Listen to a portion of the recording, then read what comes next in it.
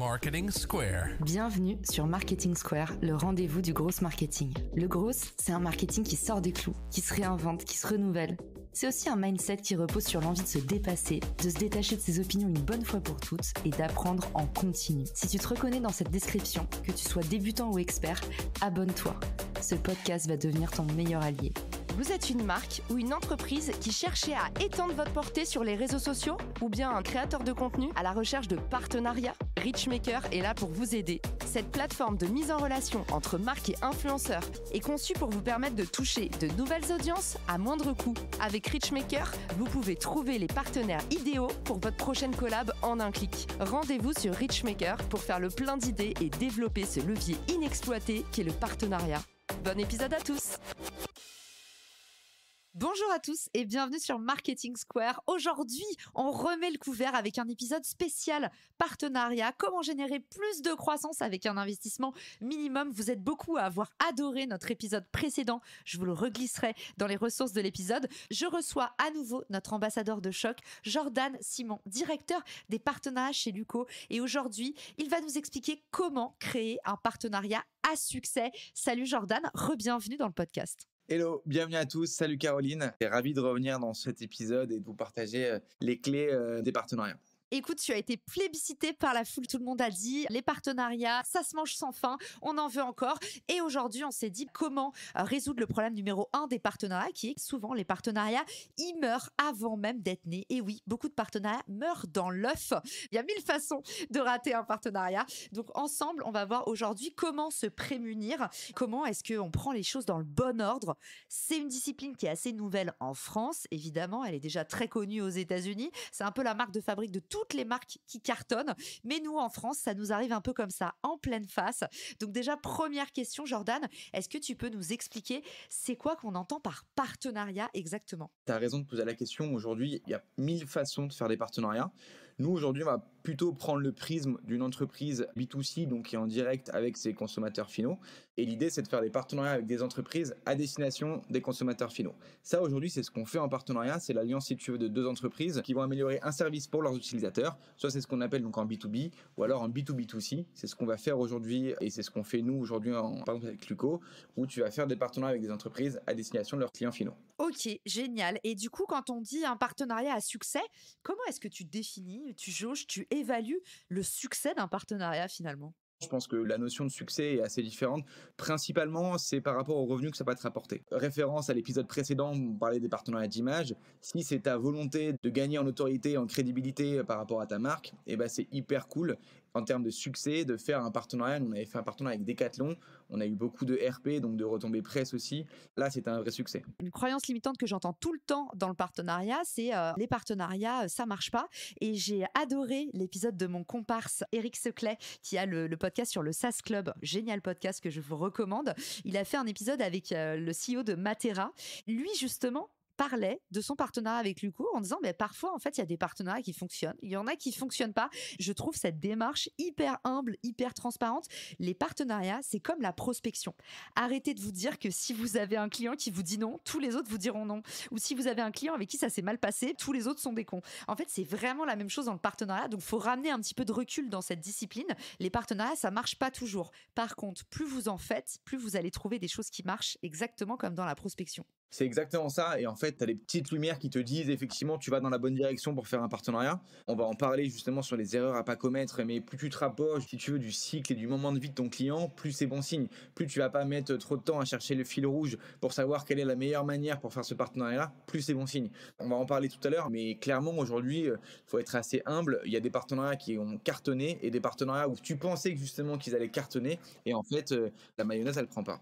Donc déjà, il faut être conscient de ça et il faut être conscient que c'est encore un effet cumulé de réussir ces partenariats. Et c'est pas juste je sais en faire ou je sais pas en faire. C'est un travail d'amélioration en continu. Et du coup, on est prêt pour la méthode. Jordan, par où on commence pour réussir son partenariat? C'est quoi le commencement, le terreau? Je pense que si tu pars de zéro, la première chose, si tu veux, lorsque tu vas construire ta strat partenariat, déjà, tu vas calculer tes coûts. Tes coûts, c'est très simple, c'est de se dire aujourd'hui combien tu vas dépenser pour un client, in fine. Et c'est l'avantage de tous les partenariats, c'est que en partenariat, contrairement à d'autres canaux d'acquisition, tu es maître de tes coûts. Donc, tu pourras mieux les maîtriser. Et donc, ça se répartit en 2 éléments. Le premier, c'est ce qu'on appelle le discount, c'est de se dire combien tu veux offrir au client final. Est-ce que c'est un code promotionnel avec 100 € offerts, 10 € offerts, ou est-ce que, par exemple, tu vas fonctionner en termes de mois offerts. 1 mois offert, 2 mois offerts, c'est aussi ce qu'on peut faire chez Luco. Et c'est ce qu'on faisait dans mon ancienne vie chez En Voiture Simone. Et ensuite, en plus du discount, tu as la rémunération client. C'est de se dire aujourd'hui, ton client, il va être apporteur d'affaires pour toi. Lui, ça va l'intéresser de toucher une rétrocommission. Cette réglette entre le discount et la rémunération client, il faut bien sûr laisser la possibilité à ton client de choisir. Et ça va te faire ce qu'on appelle ton coût d'acquisition et de se dire, ok, combien va me coûter un client. Et ensuite, tu as ce qu'on appelle la lifetime value, c'est-à-dire la LTV du client. Nous, c'est quelque chose qu'on calcule aussi chez Luco. Je prends un exemple très simple. Un client qui va te payer, par exemple, 15 € par mois pendant X années. Et ça, c'est ce qu'on appelle ta LTV. Après, toutes les entreprises, c'est maintenant cette notion que tout le monde a en tête, c'est cette LTV sur CAC. Donc, ce lifetime value sur ton coût d'acquisition qui est à calculer et tu vas essayer de t'en approcher au maximum.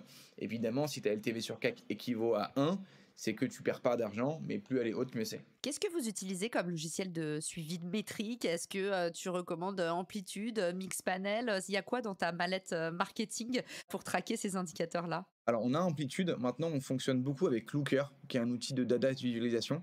Quand tu es dans une scale-up comme Luco, c'est hyper important d'avoir ce type d'outil-là. Maintenant, on a commencé au début chez En Voiture Simone, on n'avait pas tous ces outils-là.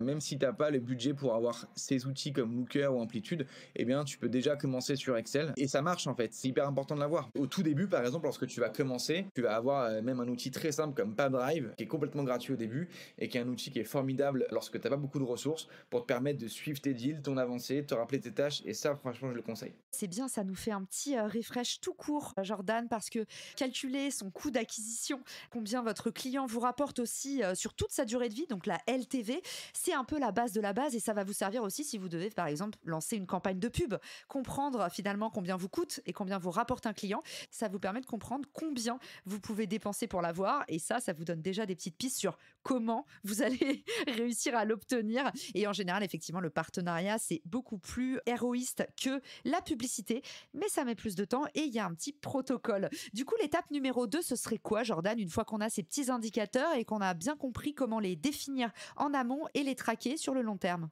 Yes, et en effet, même pour rebondir sur ce point-là, c'est important parce que si c'est mal fait, il n'y a rien de pire en cours de partenariat, si tu veux, que de changer la rémunération d'un partenaire. C'est pas très pro en fait. Donc autant prendre le temps de le faire, quitte à demander aussi des aides. Ces notions de LTV sur CAC, c'est quand même des notions qui sont assez marketing. Et donc aller voir aussi tes équipes marketing en interne, en discuter avec ton CEO, c'est des points qui sont assez importants. Je confirme et je vous raconte un petit secret honteux parce qu'on est là pour vous dire toute la vérité, rien que la vérité.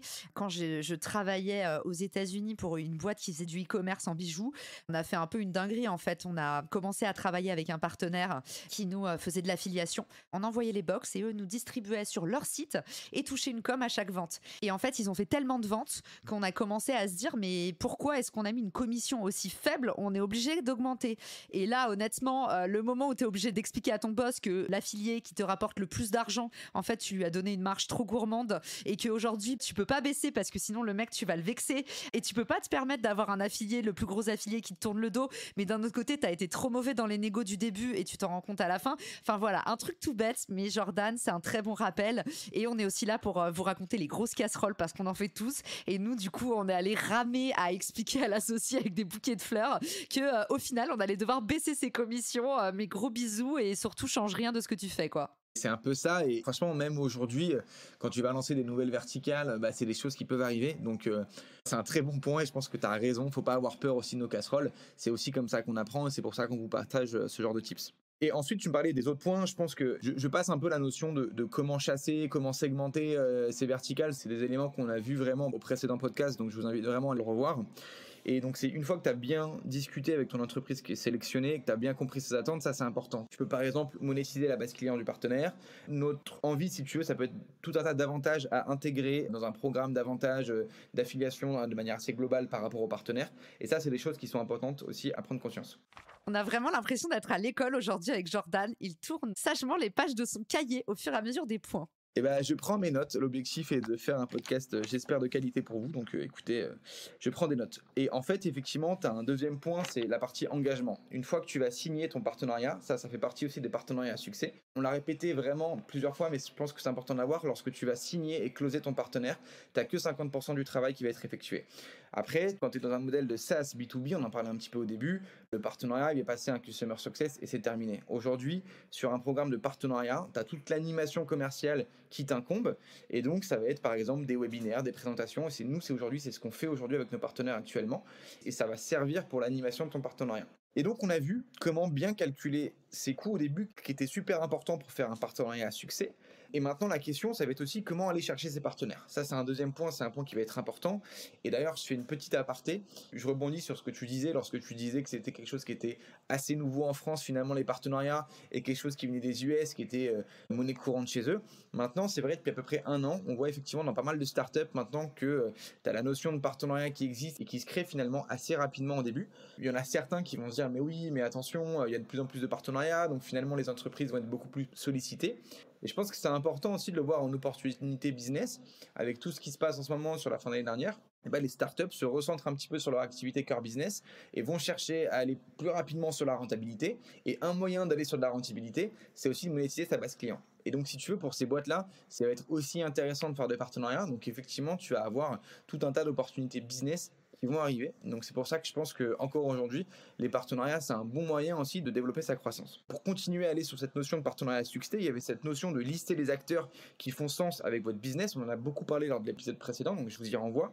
Mais un point qui est important, c'est d'identifier les entreprises qui font sens avec votre business. Ça peut être question de volume, ça peut être question de valeur. Je prends un exemple, aujourd'hui, Luco est considéré comme B Corp. B Corp, c'est une certification qui va attester tes engagements environnementaux et sociétaux. Et donc, on a fait des partenariats avec des entreprises aussi qui étaient elles-mêmes B Corp. Tu as la question de la cible, Luco Digital Native, donc avec des jeunes qui utilisent beaucoup les réseaux sociaux, qui sont très tournés vers les nouvelles technologies. Et donc, c'est intéressant de faire des partenariats avec des boîtes qui ont aussi une cible native. Génial, la messe est dite. Est-ce qu'il nous reste des petits points à aborder, Jordan? Peut-être dans l'opérationnel du partenariat, comment ça se passe? On a identifié la bonne personne, on sait à peu près ce qu'on est capable de mettre dans la balance ou pas, on sait où on va, mais on peut quand même encore se perdre en route. Exactement, et je pense que c'est le point qu'on voyait ensemble. Tu avais des erreurs à pas commettre, et je pense qu'on parlait de casserole tout à l'heure, c'est important. Ces 3 erreurs, je vais vous les dire, moi je les ai faites, donc ça va vous permettre de les éviter. Donc en fait, avec Caroline, on voulait vous partager les 3 erreurs justement à pas commettre lorsque tu te lances en partenariat. La première, c'est chercher le gros deal tout de suite. On en a un petit peu parlé aussi la dernière fois, mais c'est de se dire, il faut pas se mettre autour de la table pendant 2 ans et chercher le fil rouge. Et ça, il faut faire attention, parce que souvent vos CEO, vos équipes hiérarchiques vont vous dire, bah ouais, c'est très bien ce que tu as fait, mais on voudrait que tu ailles nous chercher le gros deal shiny tout de suite. Mais ça peut prendre beaucoup de temps. Tu peux avoir une vraie traversée du désert. Et ça, je dirais pas forcément le conseiller. C'est important de commencer au début petit. D'où l'importance, on parlait de chercher des entreprises qui sont sur ton secteur d'activité. Luco, par exemple, c'est le déménagement. Lorsque tu vas changer d'assurance habitation, c'est lorsque tu déménages. C'est important d'aller chercher des entreprises qui sont au niveau de ce secteur-là. Et également, en termes de taille, il faut le dire aussi, et j'en parlais juste avant, il y a une vraie difficulté aujourd'hui en termes de culture fit à travailler avec une boîte qui fait 4, 5, 6 fois ta taille, parce que le problème, c'est que souvent, les process sont rallongés. Il y a un petit peu moins de parti pris alloué, par exemple, à la créativité, parce qu'il y a un protocole, il y a une étiquette. Donc, il y a beaucoup de startups dans le jeu de l'open innovation qui se sont aussi cassés le nez. Il y a des success stories, mais encore une fois, vous voyez que ceux qui réussissent, c'est ça le jeu.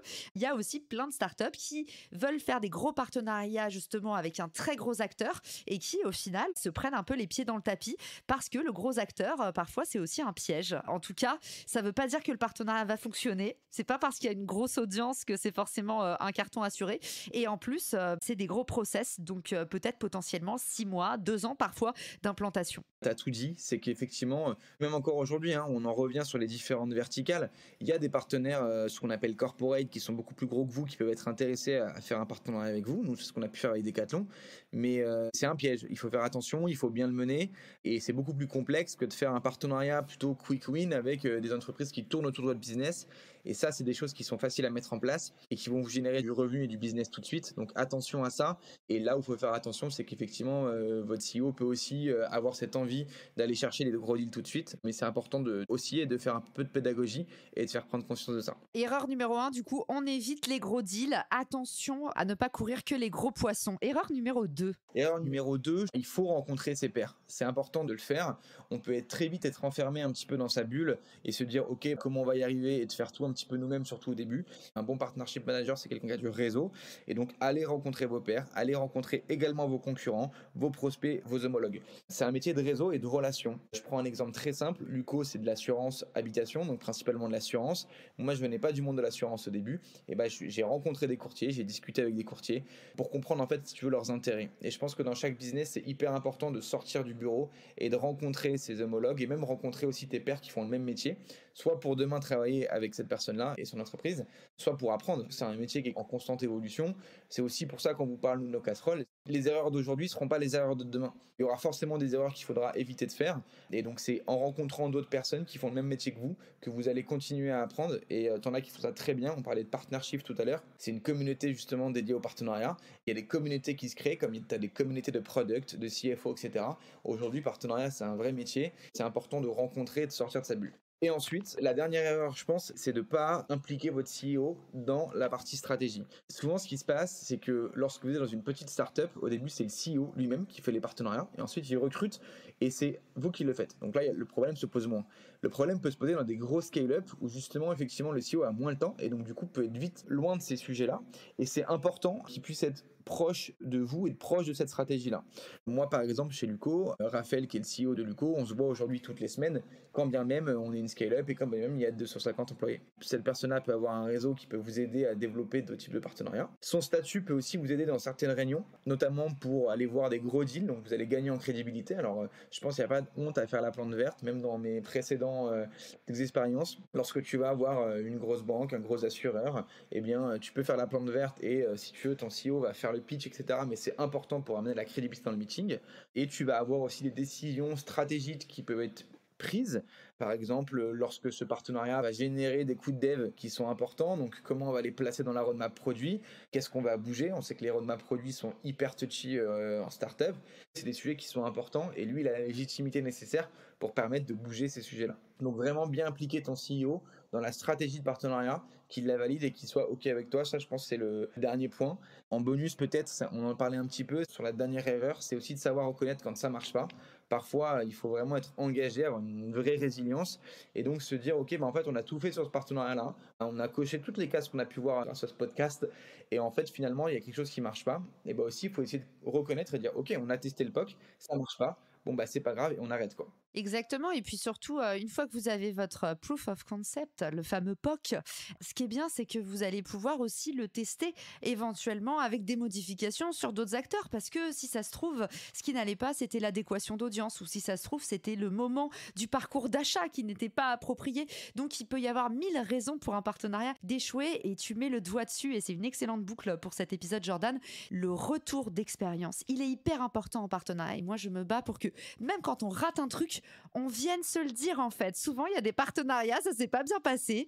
C'est-à-dire que les objectifs n'ont pas été atteints. Et en fait, c'est la technique de l'autruche. C'est à qui réussira le plus à pas envoyer le mail pour dire qu'est-ce qu'on fait maintenant, quoi. Et du coup, ces partenariats tombent aux oubliettes. Et c'est un peu dommage parce que un partenariat raté, c'est une bonne somme d'enseignement de tout ce que vous allez pas rater dans votre prochain partenariat. Mais la confiance est hyper importante dans le partenariat que tu vas créer. Et donc de dire, là, écoute, ça marche pas. Pour les raisons que je pense celle-ci, et le partenaire va se dire, OK, en fait, je comprends que ça marche pas aussi, et il n'est pas aveugle, il voit les chiffres. Donc du coup, je pense que c'est hyper honnête et c'est hyper juste de votre part d'arriver avec des éléments pour dire, ça marche pas, mais voilà les éléments que je te propose pour essayer d'y arriver. Et ça peut aller que dans le bon sens, quoi. Il y a quoi dans ta boule de cristal de directeur des partenariats sur les tendances 2023 ? Qu'est-ce qui va vraiment émerger ? Moi, sur Richmaker, j'ai énormément d'échanges de contenu.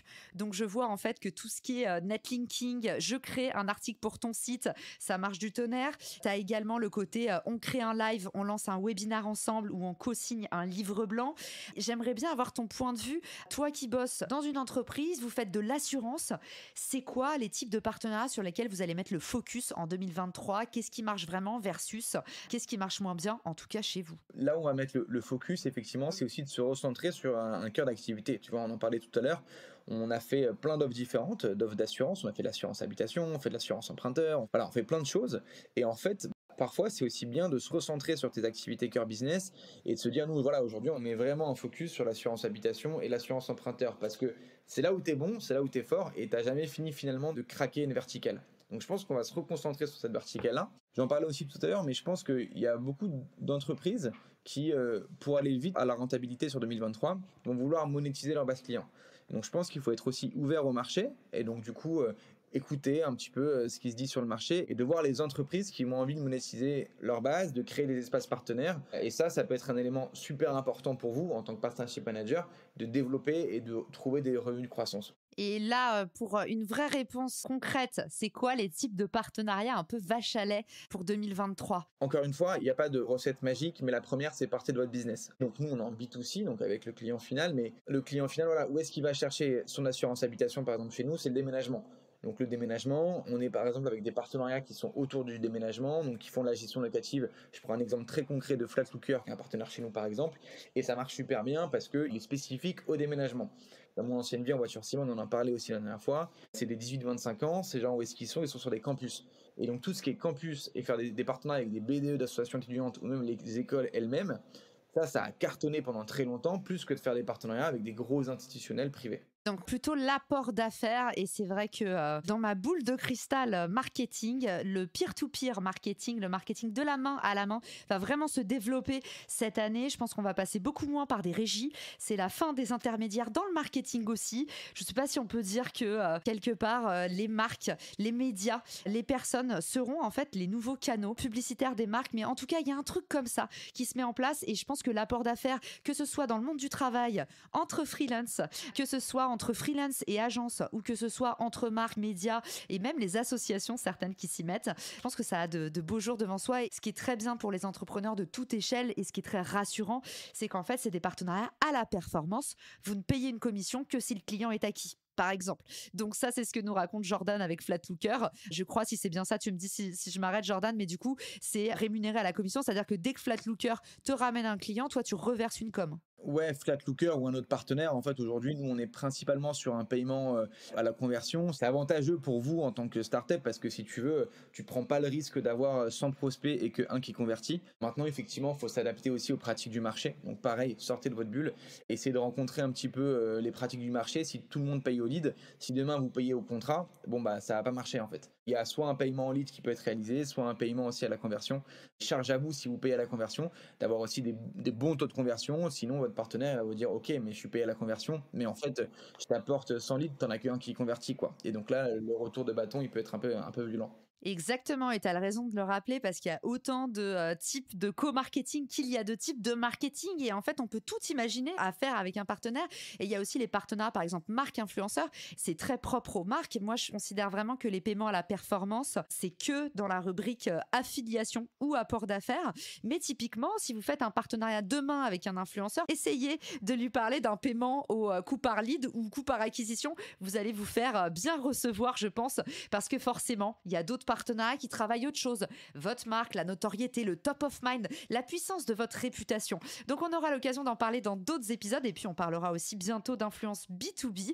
Mais en tout cas, merci Jordan d'avoir été avec nous pour ce deuxième opus et j'ai hâte de le dévoiler à nos auditeurs. Où est-ce qu'on peut te retrouver pour t'envoyer des standing ovations? Eh ben écoute, merci Caroline, j'espère que le podcast vous a plu.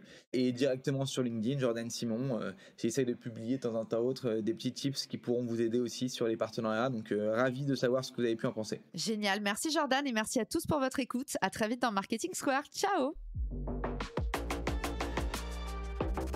Si cet épisode te plaît, tu peux le partager en me taguant ou lui laisser 5 étoiles sur Apple Podcast. Marketing Square.